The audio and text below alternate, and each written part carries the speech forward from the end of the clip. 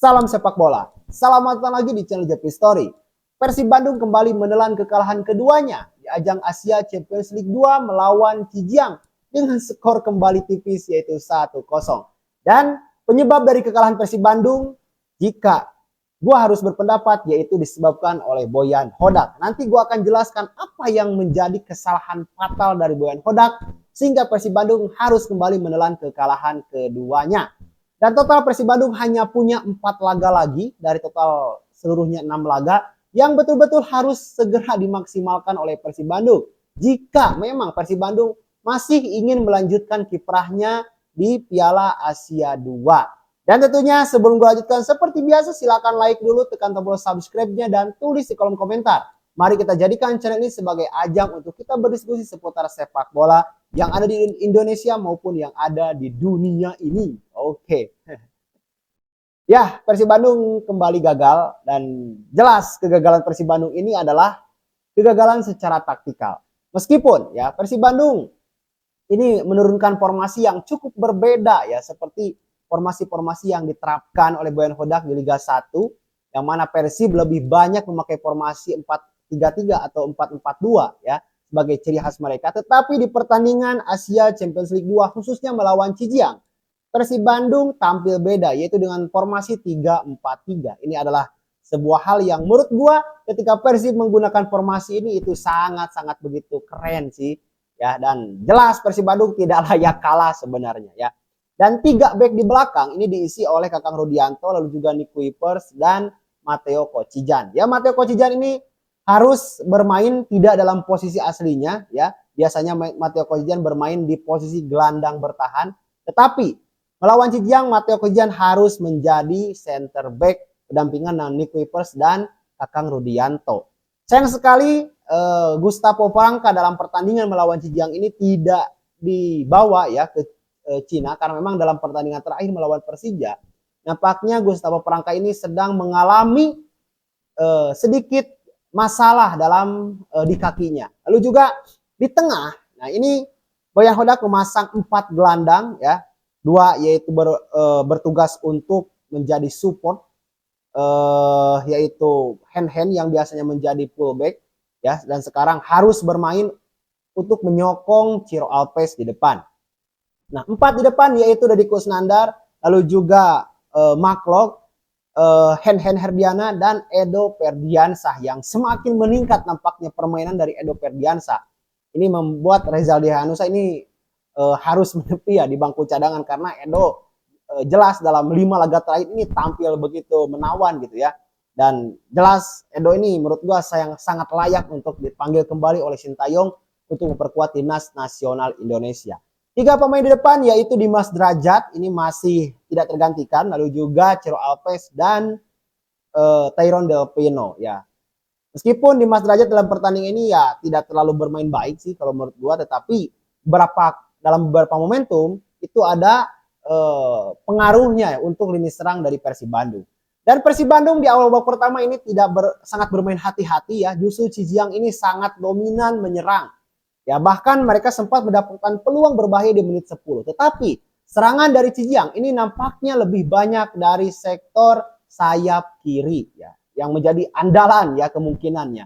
Sayap kanan itu nyaris sepanjang babak pertama itu tidak berfungsi sama sekali ya, meskipun ada 1-2 kesempatan, tapi dominannya mereka itu menyerang dari sisi kiri ya. Meskipun secara permainan ya, gua harus katakan bahwa Zhejiang ini tidak terlalu ya biasa-biasa aja gitu ya, bahkan levelnya ini di bawah Persib Bandung sih kalau melihat secara permainannya melawan Persib Bandung semalam. Dan Persib Bandung ya ini tampil baik sebenarnya di sepanjang babak pertama. Mereka tampil sabar, lalu juga menjelang akhir babak kedua, babak pertama maksudnya, Persib Bandung ini sangat dominan dalam melakukan serangan, karena mungkin para pemain Persib Bandung melihat bahwa pemain Zhejiang ini hanya gini-gini aja gitu ya, tidak terlalu seperti ekspektasi yang mereka perkirakan sebelum laga melawan Zhejiang, sehingga Persib Bandung ini lebih pede untuk memegang bola ya. Yang membuat gua takjub adalah permainan 1-2 sentuhan dari para pemain Persib Bandung, sehingga ya membuat pemain-pemain Zhejiang ini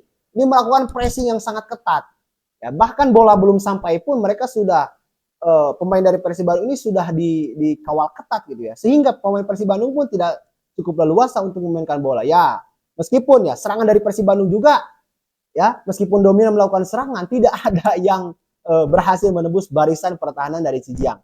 Peluang-peluang dari Persib Bandung di babak pertama itu banyaknya dan semuanya dihasilkan dari situasi bola mati, dari corner kick ya, misalnya itu ada 3 kali kesempatan. Tetapi sayang tidak bisa dimaksimalkan dengan baik.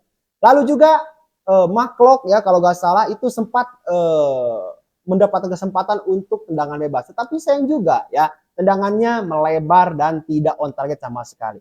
Hingga peluit babak pertama selesai, ini nggak ada satu pun ya peluang berbahaya dari Persib Bandung ya, kecuali dari situasi-situasi bola mati yang ya seperti apa ya, tidak terlalu membahayakan gitu ya untuk pertahanan Cijiang. Nah, masuk di babak kedua, nampaknya Boyan Hodak sudah menganalisa nih ya, dan sudah paham dan mengetahui bagaimana cara bermain Cijiang. Sehingga ya, pemain Persib Bandung ini diinstruksikan untuk lebih bermain dengan intensitas yang tinggi. Dan di awal babak pertama ini Persib Bandung sangat begitu dominan dan menguasai ya jalannya pertandingan. Bahkan tercipta beberapa kesempatan ya, 1-2 bolanya, umpan 1-2-nya ini berjalan dengan baik, bahkan sangat merepotkan dari pertahanan dari Cijiang. Tapi yang membuat gua tidak enak dipandang yaitu penampilan dari Ciro Alves. Ya, memang Ciro Alves juga tampil baik, dia bekerja keras, tapi terlalu banyak membawa bola ya, sehingga situasi yang memang harus diberikan bolanya kepada rekan Ciro Alves, beberapa kali hand juga sudah bermain melebar di Mas Derajat ya, lalu juga Tenon Delpino, tetapi Ciro Alves malah memaksakan diri untuk menusuk garis pertahanan dari Cijiang. Ya, meskipun Ciro Alves ya itu ini dengan gaya menusuknya ini mendapatkan peluang baru yaitu tendangan bebas. Tapi kalau menurut gua, jika memang Ciro Alves ini lebih bisa membagi bola gitu ya, maka akan tercipta situasi yang lebih berbahaya lagi. Ya, tapi sayang sekali Ciro Alves malah asik dengan permainan sendiri ya, sehingga ya meskipun dapat peluang juga tetapi kan tidak membahayakan sama sekali gitu ya.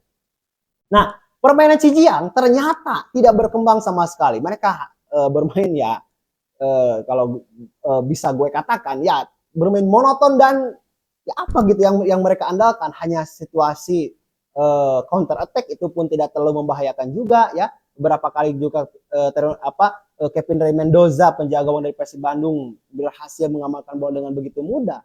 Ya udah gitu ya. Nah, sehingga di 15 menit awal Persib Bandung sangat nyaman dalam memegang bola dan menguasai pertandingan.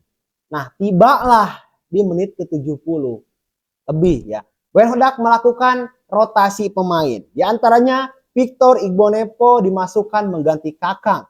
Dimas Derajat tadi keluar digantikan oleh Mailson Lima, LJB Kamputra dimasukkan mengganti Teron Delpino. Agak sedikit aneh kalau menurut gua dalam pergantian ini. Ya. Apa itu yang membuat anehnya? Yaitu ditarik keluarnya Kakang Rudianto yang sepanjang babak pertama dan di 15 menit babak kedua itu tampil bagus. Ya. Lalu juga apa alasan Boyan Hodak untuk mengganti Kakang? Ya secara stamina juga kelihatannya masih bagus ya. Lalu juga ia bermain apik, bermain solid bersama Nick Kuiper, sehingga ya pemain Cijiang ini tidak bisa gitu ya untuk mendapatkan peluang berbahaya karena bisa dipatahkan oleh Kakang Rudianto dan Nick Kuipers sepanjang babak pertama dan 15 menit babak kedua. Ya, tetapi ya mungkin Boyan Hodak mempunyai sudut pandang yang berbeda gitu ya dengan keputusan mengganti Kakang oleh Victor Igbonepo. Dan sebenarnya ya Teron Delpino juga masih bermain bagus gitu. Cuma sayang sekali di babak pertama ini Teron Delpino mudah dipatahkan pergerakannya. Tapi sejauh babak kedua dimulai di 15 menit babak pertama itu Teron Delpino main bagus loh. Tapi kenapa juga diganti ya kan? Kalau misalnya ingin memasukkan Beckham Putra, kenapa nggak mengganti Dimas Derajat dengan Beckham Putra? Ya Ciro Alves atau Teron Delpino itu digeser ke tengah, Beckham Putra di kanan, Ciro Alves di kiri, atau bisa Ciro di kanan, Beckham Putra di kiri. Kan biasa seperti itu. Tapi Boyan Hodak ini malah mengganti ya Beckham Putra dan Teron Delpino dan Dimas Derajat yang sepanjang babak pertama dan di 15 menit babak kedua, Dimas Derajat sebetulnya bermain bagus gitu ya. Bisa memberikan atau menyuplai bola yang memang diarahkan dari lini belakang ke lini depan, lalu juga Dimas Derajat juga aktif dalam melakukan pergerakan ya. Dan sekali lagi ya mungkin Boyan Hodak punya pandangan dan strategi lain dalam melakukan pergantian, khususnya di menit 70 lebih gitu ya. Nah, setelah pergantian itu terbuktilah bahwa Boyan Hodak melakukan blunder fatal. Ya, pemain Victor Igbonepo ya melakukan blunder. Ya, padahal itu kalau bukan Victor Igbonepo tapi tetap Kakang yang main, gua rasa tidak akan terjadi gol. Dengan tidak melihat pergerakan lawan, Victor Igbonepo malah menyundul bola diberikan kepada lawan, memberikan assist kepada lawan, sehingga ya, lawan pemain Zhejiang ya berhasil mengelabui Kevin Rey Mendoza dan unggul 1-0 menjelang menit ke-80. Nah, ini titik blundernya. Ya, padahal kan cuaca di Zhejiang itu kan sedang dingin. Ya, pemain yang sudah panas digantikan oleh pemain yang sudah dingin, otomatis ya secara adaptasi di lapangan ini masih belum sesuai gitu ya.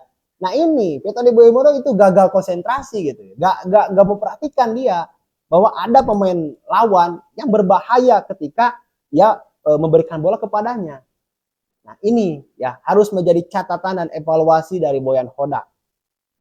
Ya, dan patut dipertanyakan juga keputusan ini gitu ya. Apa maksudnya dalam menggantikan Kakang Rudianto yang sejauh babak pertama dan di 15 babak kedua itu bermain bagus ya, malah digantikan dengan pemain yang masih dingin dan juga secara kematangan dan kualitasnya sudah menurun ya, sehingga terjadilah gol ya oleh Zhejiang di babak pertama atau 1-0 menjelang menit ke-80. Nah, merespon gol tersebut Boyan Hodak itu langsung memasukkan David da Silva yang masih belum juga pulih ya dari pasca cederanya ya, dengan menggantikan Deddy Kusnandar.